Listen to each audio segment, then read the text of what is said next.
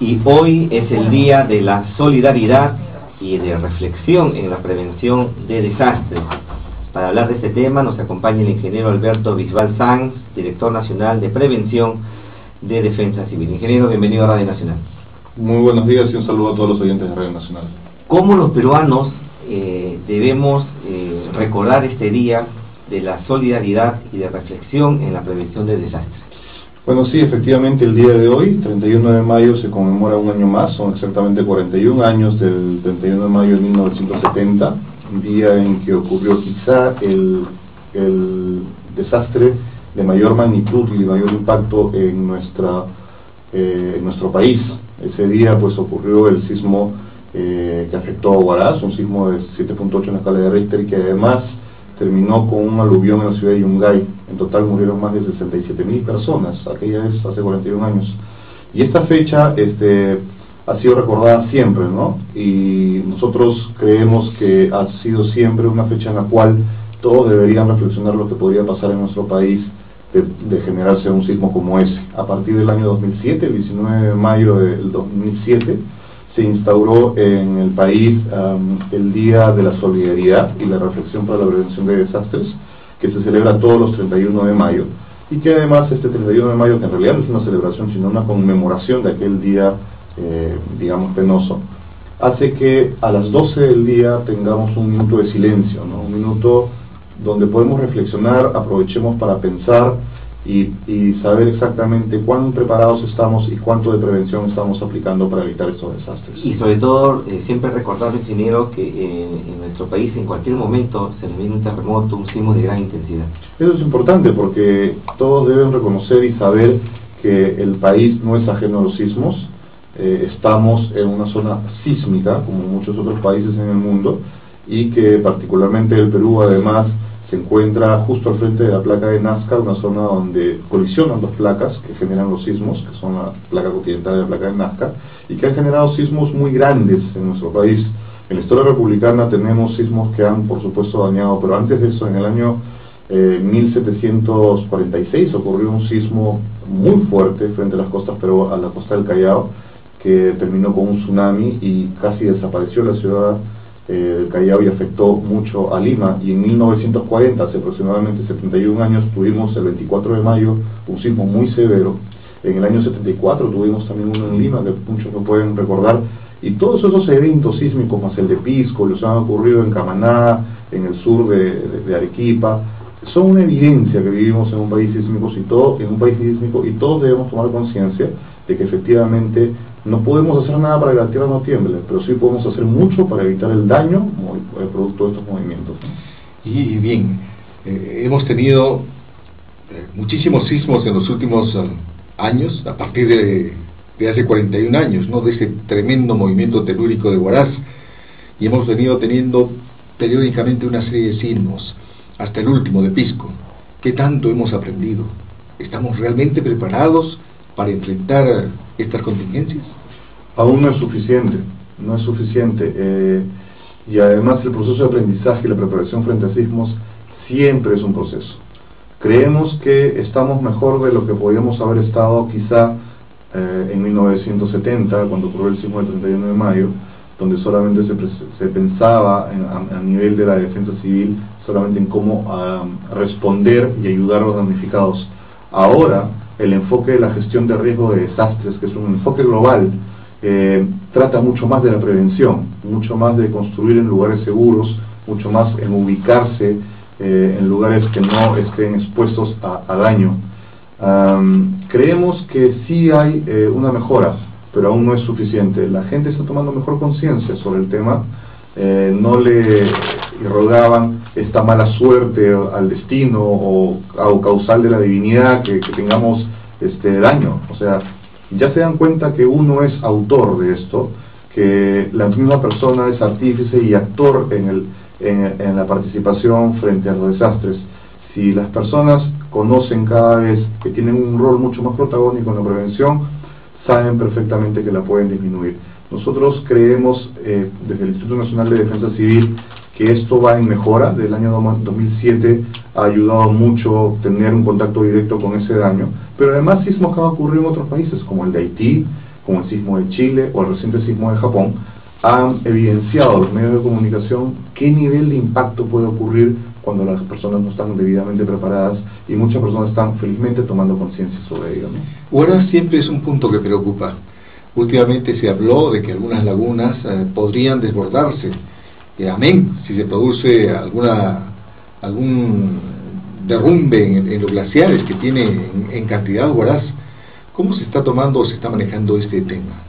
A ver, si no me equivoco, deben haber más de 1000 lagunas en total, pero no todas están en la misma condición. Hay algunas lagunas que son importantes en volumen y por su ubicación y por la cantidad de agua que albergan, y muchas de ellas ya están en un proceso de monitoreo de desglaciación, y esto principalmente por el tema del cambio climático.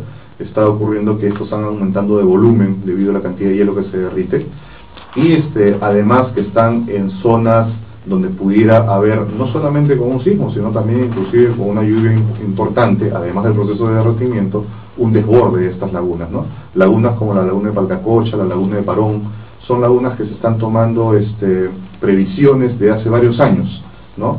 El ANA, que es la Autoridad Nacional del Agua, que pertenece al Ministerio de Agricultura, está trabajando directamente en coordinación con los gobiernos regionales y con el Instituto Nacional de Defensa Civil en establecer medidas para reducir este riesgo de desborde.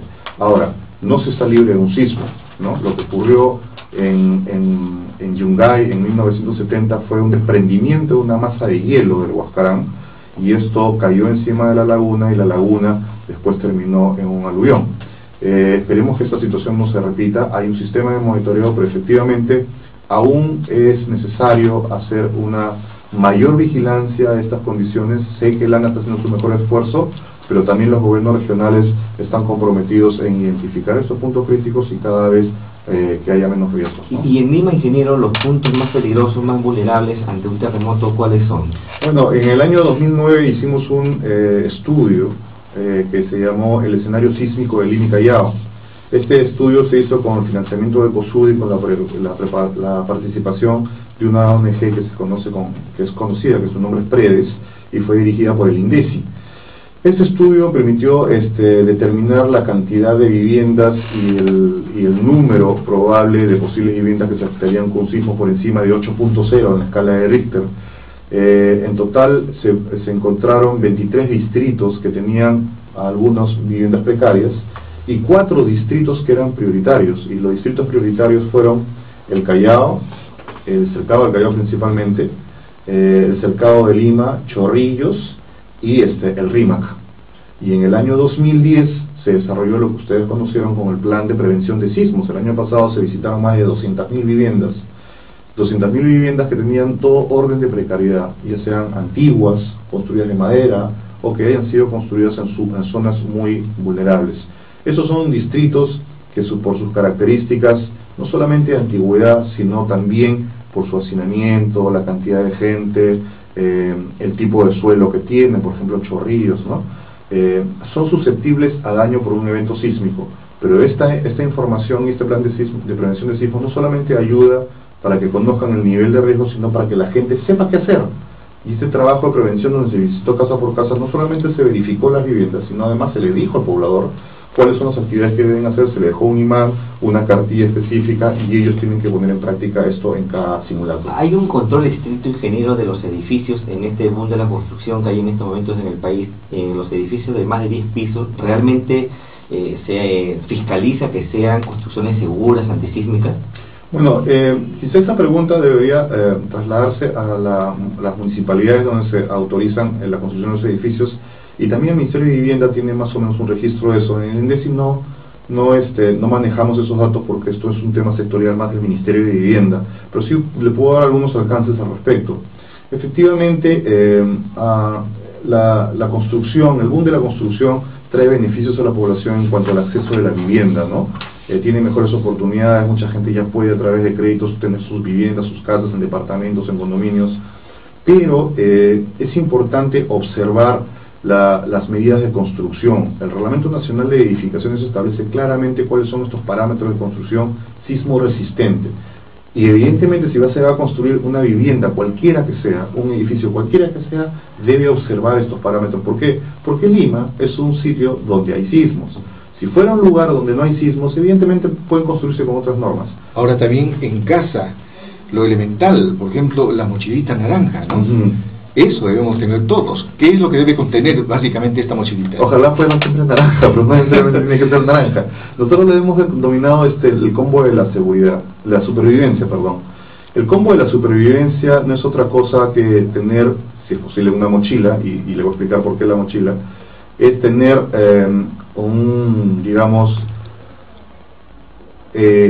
acumulado o guardado o almacenado una cantidad de insumos que sean capaz de ayudarnos a soportar las horas y los días siguientes a un evento catastrófico en el cual ya no tengamos acceso a poder adquirirlos.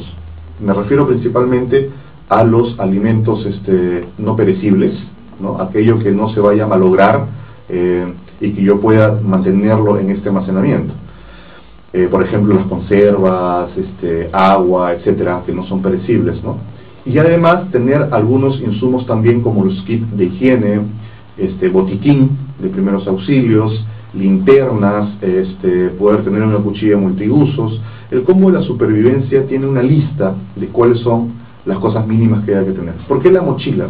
La mochila porque sirve el tener el combo de la supervivencia y poder cargarla. En el momento de que uno tiene que salir de casa o tenga que evacuar la edificación que podría haberse afectado con un sismo, yo puedo utilizar la mochila, liberar mis manos para poder salir por la ruta de evacuación y no tener que estar cargando algo que me impida después moverme con facilidad. Por eso el tema de la mochila es muy importante. Hay que, fomentar en que las familias tengan esta costumbre, lógicamente fijarse bien en la fecha de caducidad de los alimentos no perecibles para poder renovarlos cada cierto tiempo, pero es muy importante tener este principio de almacenamiento de raciones y de insumos que me pudieran a mí sobrevivir, por eso se llama de supervivencia, los siguientes días sin necesidad de poder de tener que salir a buscar. Y esto es muy importante porque muchas personas, y esto no lo hemos visto, no ha ocurrido en el Perú, pero ha ocurrido en Chile, por ejemplo, a los pocos días de ocurrido el sismo, cuando yo no tengo acceso para poder darle un vaso de leche a mis hijos, o poder llevar un pan a mi casa, o poder solucionar el problema del agua, ¿qué ocurrió? La gente comenzó a irse a los locales, a saquearlos, a generar violencia, a generar conmoción social, y esto habría que evitarlo. Y esto es una forma práctica de hacerlo y además generar conciencia en la población. El agua, sobre todo, es sumamente importante. Estuvimos tan solamente horas después de ocurrido el sismo en Pisco.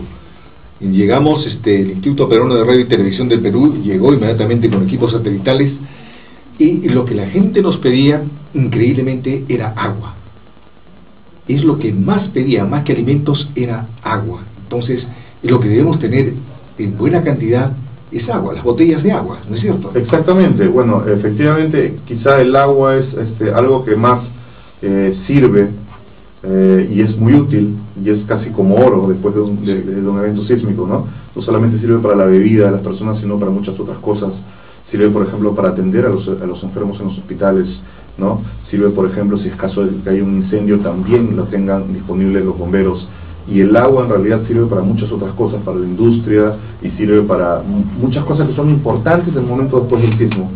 Por eso que yo tengo entendido que la Dirección Nacional de Saneamiento y CEDAPAL, por ejemplo, en Lima, y la Dirección Nacional de Saneamiento del Ministerio de Vivienda a nivel nacional, tiene un plan, por ejemplo, para reducir la vulnerabilidad de los sistemas de agua potable, es decir, evitar que ocurra un sismo, se interrumpa el servicio de agua potable, y lograr que en el menor tiempo posible sea rehabilitado. Eso es una buena iniciativa, justamente por lo que usted acaba de decir. Evidentemente la forma, más práctica es almacenar botellas de agua, y esto es una muy buena recomendación porque mientras se solucione el problema del abastecimiento, yo tengo mi reserva en mi combo de supervivencia. Ingeniero, ese cintillo que lleva usted tendido en el pecho con los colores azul y anaranjado, ¿cuál es el significado, lo que simboliza? Bueno, en realidad esos son los colores de la protección y la defensa civil a nivel mundial, el azul y el naranja, y lo que hacemos con ese cintillo es recordar, ¿no?, que este día, que es el Día de la Solidaridad, murieron muchas personas en el país y que esto no debe repetirse.